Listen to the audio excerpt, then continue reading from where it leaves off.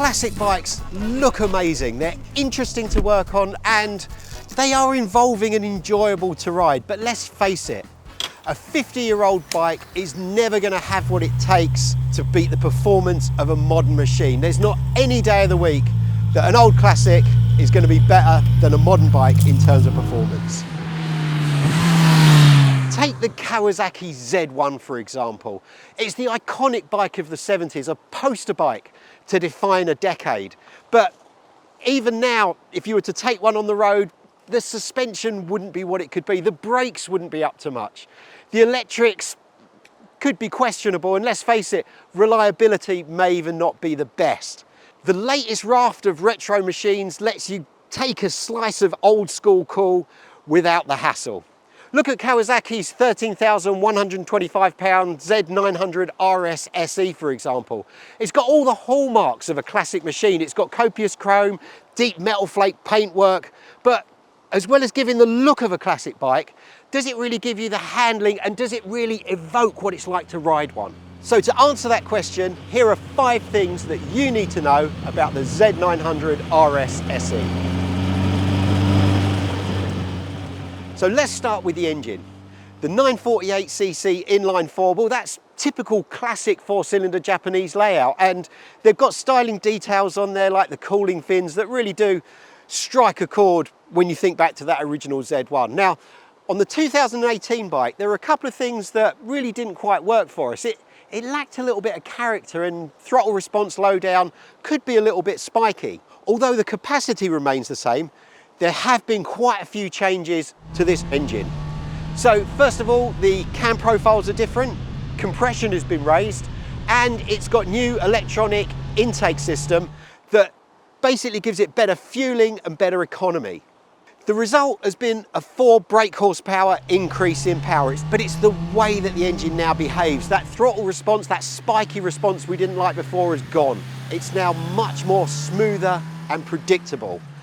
It's dropped slightly in torque. I mean, we're only talking half a pound-foot, so it's barely anything, but it's much more rideable in the mid-range. It's also got a slightly lighter flywheel, and what that does is allow the Z to spin up much more quickly, and that gives the feeling that there's actually more power and more grunt.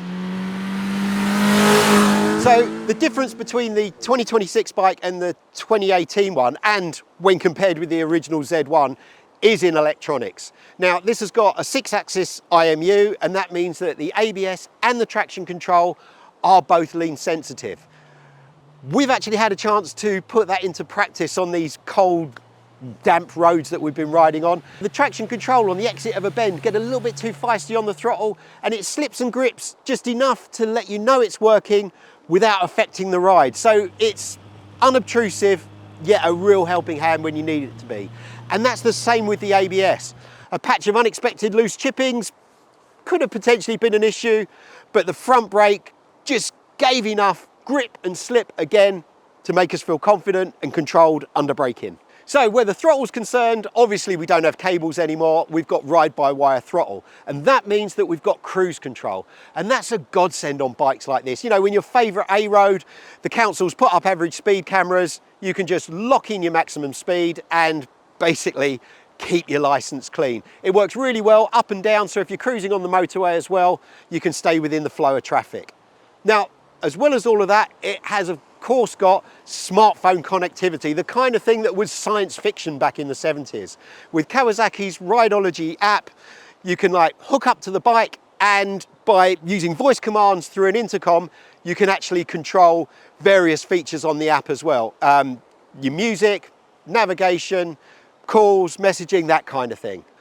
Obviously, with all that connectivity, you need somewhere to plug your phone in to keep it charged.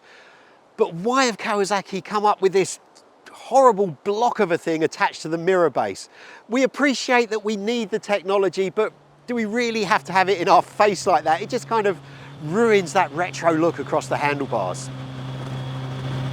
Keeping in line with the Z900's fantastic attention to detail is this shiny 4-into-1 exhaust system. Now, it might be looking a little bit shabby on our test bike today, but when we were out and about on dry-ish roads yesterday, it looked amazing with the sun glinting off it. Now, It feels really heavy duty, it feels well made. It's all stainless steel, and those double walled downpipes, well, they've got kind of a buffed finish on them, and I bet you anything, if I was to wipe that with a cloth, they would come up absolutely amazing. It really does feel high quality. That smart looking end can is actually 70mm longer on this version, but for the overall look of the bike, it actually gives it better balance than the 2018 one. Interestingly, the catalytic converter, well, it's built into the exhaust system. You can barely see it, and I think that's another really nice touch. And there's even a second cat inside somewhere, so between the two of them, they reach the required emissions. Now, the best bit about this exhaust is how it sounds, and that is a key factor of any exhaust. Now, it is muted due to Euro 5+ regulations. There's no getting away from that, but it still has a really crisp pop and growl when you're both accelerating and on the overrun as well. And there's just enough sound, enough character, enough of that 4-cylinder turbine-like buzz in there to make you smile when you're riding it. So while the revised engine internals and that tuned exhaust note give the Z900 plenty of character, it's actually the gearing that makes this bike so much fun to ride. So Kawasaki have given it a slightly closer ratio gearbox than the previous version, and they've put an extra tooth on the rear sprocket. And the result of that is that acceleration is much more sprightly, it's much peppier. And when you're hooning along through B roads, barreling through bends, you can pop between second, third, fourth, even fifth sometimes, just to go up and down the box, and it's a joy to do so. It's just got enough poke that you can exploit each of those gears and enjoy doing so. The quick shifter really does play its part in this. It actually operates from really low revs, from below 2000 RPM, and that allows you to snick up and down the box really cleanly. It does have a slightly spongy feel, however, and it's something you can't really get away from, but there's so much else going on with the way this bike handles, looks, behaves and sounds that I think we'd be willing to forgive it that. The chassis, for the most part, remains unchanged for this year. Okay, there are a couple more degrees in the steering angle and the wheelbase has been shortened by 5mm, but it's got that S46 Öhlins equipped rear end, and it's got fully adjustable forks at the front. That, combined with the trellis frame, gives it this overall sensation of confident compactness. It's a kilogram heavier, but who's counting? If you're looking for super sharp sports bike-like handling, the Z900RS probably isn't the bike for you. However, what it does deliver is a confident, assured, predictable manner on the road that will appeal to both experienced riders and people perhaps moving up to a bigger bike, or you may even have people that are moving down for a sports bike looking for a more relaxed ride. Stoppers at the front, Brembo M432 radial calipers, and they give you all the braking power, feel and feedback that you could really want on a bike like this. They're the same units as fitted to the Z1100, its bigger brother. And in contact with the road, we've got Dunlop GPR 300 tyres. Now, these are typical sort of OE tyres. They've been just about adequate on our test, but if I was going to buy one of these, that would probably be the first thing that I'd change. The Kawasaki Z900RS SE has always been a fine looking machine, but with the changes on the 2026 version, it really has raised the retro bar by a notch or two. Kawasaki have gone to great lengths to evoke the spirit of the legendary Z1. From those faux analog clocks at the front that have got the original typeface, the same as that superbike had back in the 70s, to that tank, I mean, look at it. It's got the teardrop shaped tank in that root beer colour that just screams Z1 at you. The badges even have the right period correct texture to them. And that little ducktail back end, well, that just finishes it off a treat.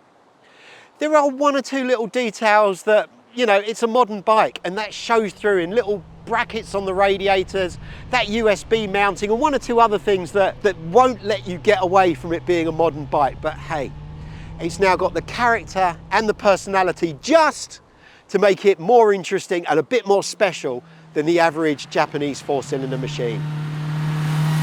But its real trick is, although it can get a shift on, it's in that mid-range, well within its capabilities, well within the bike's parameters, that it really comes to life, and it's fun to ride and it's rewarding to ride, and that gives you time to kind of slip on your rose-tinted visor and think about space hoppers, glam rock, summers that wouldn't end, and everything that made the 70s amazing, including the Z1.